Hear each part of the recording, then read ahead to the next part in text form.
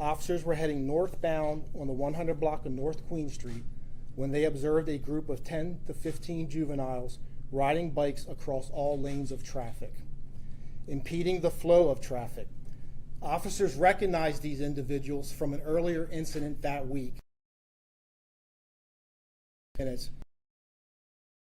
Criminal and traffic violations. Officers attempted to stop the juveniles by pulling their marked police vehicle in front of them. The juveniles dispersed in different directions when they exited their vehicle.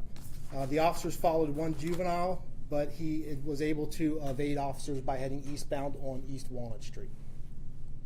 Approximately 5 minutes later, the officers were traveling eastbound on East Chestnut Street when they spotted the same group of individuals riding their bikes northbound on North Duke Street. The officers stopped at East Chestnut and North Duke Street, exited their vehicle, and approached two juveniles. Officers directed them to stop and had the two individuals remove themselves from the bike and be placed in a seated position to identify them. They were asked to provide their names, and they were not fully cooperative, stating repeatedly that they did nothing wrong. They were arrested for disorderly conduct as a result of them not being cooperative and yelling. One officer attempted to place the first juvenile into a handcuffing position, placing them onto their stomach using soft open hand techniques. Then placed the knee of their back on their knee on the lower juvenile's back to prevent the juvenile, a control technique which falls under soft open hand techniques. Again, soft open hand technique requires the least amount of force used to effect and safely arrest someone. The second officer directed the other juvenile to put their hands behind their back in order to place them in handcuffs. The juvenile resisted, which resulted in the officer rolling them onto their stomach. As the officer reached under the juvenile's arm to bring their hands behind his back, the juvenile continued to resist. This resulted in the knuckles of the juvenile scraping the sidewalk and caused him to have abrasions on the back of his hands. Both juveniles were taken to the police station with their bikes, and officers contacted their guardians. When the guardians came to pick up the children, they were notified the teens would be charged with disorderly conduct, evading arrest or detention on foot, riding on roadways and pedicycle paths, and lights and reflectors. There was a third juvenile who was on scene and left their bike behind. The bike was transported back to the police station. When the juvenile came to pick up their bike, they were notified that they would be charged with disorderly conduct for encroaching upon officers during the incident in question. Their guardians were also contacted by our officers and notified of the charges. After reviewing multiple reports from officers on scene, body camera footage, dash camera footage, we have determined the use of force in this incident was justified and within policy guidelines. Adhering to standard procedure within the Bureau, our officers encountered the juveniles who had initially evaded a traffic stop by fleeing. When two juveniles were stopped, officers were immediately encountered with defiant behavior. Our officers utilized the minimum amount of force to safely take both into custody. The juveniles were moved from a seated position to the handcuffing position, which is frequently trained within our Bureau and is standard practice in policing. While officers were removing the juveniles, multiple other juveniles and unrelated individuals arrived on scene and were starting to make the conditions potentially harmful for the arrestees and the officers. The only reported injuries were to the one juvenile with some minor scrapes to their hands while being handcuffed due to their uncooperative behavior. Responding officers were able to move onlookers back to provide security as well as to minimize injury to civilians and officers. One responding officer utilized OC, which is oleoresin capsicum spray, once to repel individuals who were advised to leave multiple times. OC is one of the lowest forms of control in the use of force continuum currently utilized by the Lancaster City Bureau of Police. OC has the effect of a burning sensation in the eyes and facial area with no long-lasting effects. OC can be utilized for aerial denial or discouraging someone from approaching. In this case, the individuals were warned multiple times and continued to advance on officers. A short burst of OC was deployed and the desired effect was obtained, including no injuries to civilians or officers. As I mentioned, we have had prior interactions with the two juveniles that were arrested, as well as the group they ride with. For many months, going back to last summer, we have received numerous complaints. In the last 6 months, the two juveniles arrested have repeatedly engaged in unsafe activities that could lead to serious bodily harm or even death without immediate intervention. These two juveniles, along with their larger group of peers, have engaged in trespassing, falsely pulling fire alarms, repeatedly obstructing traffic, riding recklessly near pedestrians, and creating unsafe conditions on the street. Some of these incidents have occurred just apart, with interactions as frequently as every 2 to 3 days. On several of these occasions, the juveniles were educated by our officers on the importance of riding safely, including riding with proper lights and reflectors. The parents of these juveniles were also provided information on best practices when riding bikes in the city.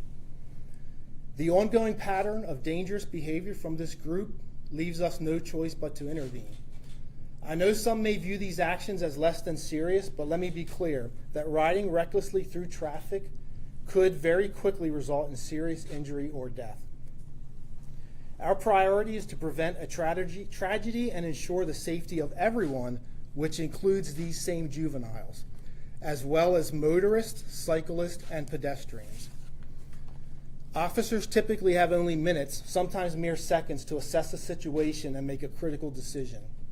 We understand watching an arrest unfold can stir a range of emotions, which is a natural and human response. Unfortunately, this is a reality of our job. Officers cannot take their safety for granted. Every encounter carries risk, and split-second decisions can mean the difference between life and death. Sadly, our juvenile population isn't just engaging in unsafe bike riding. Many are actively involved in gun violence. In the past 3 years alone, our department has confiscated 56 firearms from juveniles. In 2022, we had 3 juveniles arrested for homicide, and in 2023, we had a juvenile lose their life during an officer-involved shooting after aiming a firearm at police. The stakes are often high when responding to incidents, and our officers are tasked with making quick decisions to protect the community and themselves. This is why our officers receive a multitude of trainings ranging from control tactics to de-escalation, mental health awareness training, bias training, and more. Not only do we send our officers to attend some of the best trainings available in the country, but the Bureau has also gone through a massive undertaking preparing for accreditation by updating our standards, policies, and practices. As of February 26, 2025, the Bureau successfully completed our assessment with the Pennsylvania Accreditation Commission and was officially recommended for accreditation. The Commission's report stated, "The Lancaster City Bureau of Police, fine example of a professional police organization. Their organizational philosophies and practices show their commitment to providing superior quality law enforcement services to their community. They demonstrated that the department is well-trained, well-organized, and well-directed. This was repeatedly confirmed by our observations and interactions with departmental personnel." I'd love to go into more depth about the accreditation, but I hope to do that in the future when the Commission votes this spring. So I'll give you just a brief overview. Accreditation is a symbol of our collective commitment to self-improvement. Accreditation is a symbol of our there are approximately 139 standards required for accredited agencies, not only comply with, but also prove that the Commission that they are in compliance with and continuously evolving standards. These include police training, oversight of the Bureau, and supporting and promoting trust between police and the community. Because we hold ourselves to a high standards, we can proudly state that over the last 6 years, only 1 to 3% of our arrests have resulted in a use of force. The public can find our quarterly use of force stats on our website. Additionally, all police policies were made public to increase transparency. These policies can also be found on our website. Lastly, I'd like to touch on community engagement and recruitment. Many of our community engagement activities include fostering strong and positive relationships with our youth. Over the years, we have enjoyed gardening, celebrating Youth Art Month, providing station tours, playing sports, handing out free ice cream to kids on a hot summer day, and more. We enjoy working alongside the Mix, Boys and Girls Club, School District of Lancaster, and Brightside Opportunities, all of which help to provide us with opportunities to build trust and meaningful relationship with the kids in our neighborhoods. We proudly partner with Benchmark by referring young people who were not in the system yet but are heading down a troubling path. One of our officers plays basketball with kids enrolled at Benchmark at least once a week. We are calling on the community to join us in guiding and mentoring our youth, helping them become safe, responsible, and productive members of society. Ensuring their success is a shared responsibility, and the police cannot do it alone. By working together, we can provide the support, education, and positive influences needed to keep our kids on the right path. We want every child in this community to achieve their fullest potential, unlock their brightest future, and become Lancaster leaders of tomorrow. I'm pleased to announce that we will once again be hosting the Citizens Police Academy. Last year, interest in the program was low, with only 8 individuals signing up. We recognize that many community members and leaders may not have a full understanding of our policies, standards, and procedures. This academy offers a valuable opportunity to gain insight into the inner workings of the Lancaster City Bureau of Police and foster stronger relationships between officers and the community. I hope to see the Citizens Police Academy filled over the next years with members of the public and city leaders alike. Finally, the Bureau has roughly 20 vacancies, and we would love to see these positions filled with dedicated members of our community. We are in a pivotal moment where the future of the Bureau is in the hands of Lancaster City residents. The generation of policing is yours to shape. If you want someone from your neighborhood to be the one responding in times of crisis, encourage them to apply. Our applications are open now, and this is your opportunity to help shape the future of public safety in Lancaster City. And I will now turn it over to the mayor as I take a drink. Of water. Thanks, Chief Mendez. I just have a few comments. So, if you drive around the city regularly, you're familiar with a group of young people who are riding their bikes, often seen on Water Street and Vine and around Culleton Park. They're riding with little to no regard for their safety or the safety of others. And while they have incredible skills riding their bikes on one wheel, have you all seen this? The disregard to traffic safety has got to stop. And so we want to continue to encourage kids to ride their bikes, and we want them to do that safely. And again, the effort here is on reducing the interactions between police officers and kids that are riding their bikes. So a while ago, in partnership with the Boys and Girls Club, staff from the Departments of Public Works and Neighborhood Engagement attempted to address some of these issues through a series of meetings with the riders. Unfortunately, this did not go well. I did reach out again to the Boys and Girls Club last week, and we're going to try again. Sustained outreach from community partners and trusted adults will hopefully lead to different outcomes. I also just want to note, we've been investing a lot in our street infrastructure to make it safer for all modes of transportation, biking, walking, and driving. And we have to work on this type of behavior change. I regularly receive complaints about people on bikes from the kids that were that are part of this group of cyclists, riding against traffic, not obeying traffic laws, etc. And so as a community, we need to create a culture in which all of the folks that are riding their bikes around the city obey the traffic rules. And so whether you're biking, walking, or driving, you need to be aware about how your actions impact others, and that we all have to share the road. We've also, as Chief Mendez shared, made significant progress here in the Police Bureau. There is a long list of accomplishments made since 2018. We are not the same Police Bureau that we were when I began as mayor. I'm particularly proud of the Bureau's embrace of the high standards through the accreditation process. This was a mountain of work. And when Chief mentioned 149 different 139 specific policies and the proofs that had to go with all of them. So this is not just, we're going to show you what our policies are. We have to demonstrate how we are upholding these policies, and going through that proof process is ongoing because the accreditation requires that we maintain that high level of practice in what we do.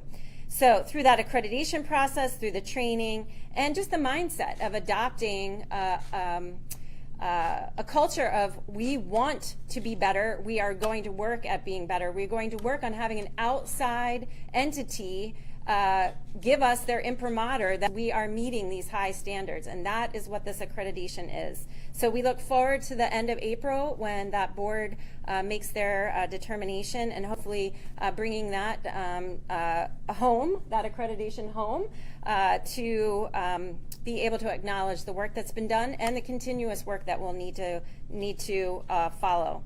So we appreciate that we can have this conversation about this particular incident and the follow-up that we are attempting to make, and now we'll take some questions from the public. Dan. I might have a couple here. Is there any way to release the video with faces blocked or blurred so we can see this behavior, or audio? And you also cite a law or a policy that you haven't done this before. So, is there like a legal, like a Pennsylvania law? Not to push the buck, but we cleared it all through our solicitor, who was recommending at this time not to. With the video and the amount of juveniles on each street, it would take a ton of time to block it out so they cannot be recognized. Speaking of that, how much of a distraction has this been for your day-to-day jobs? I mean, for me personally, it's been a lot of work from my staff. We've all had to look at a ton of video. Just the report process are the processes. That doesn't change. I've been pretty clear lately with as use of forces come in. Every use of force is through the same standardized process. So but that the video of this, would this have been a use of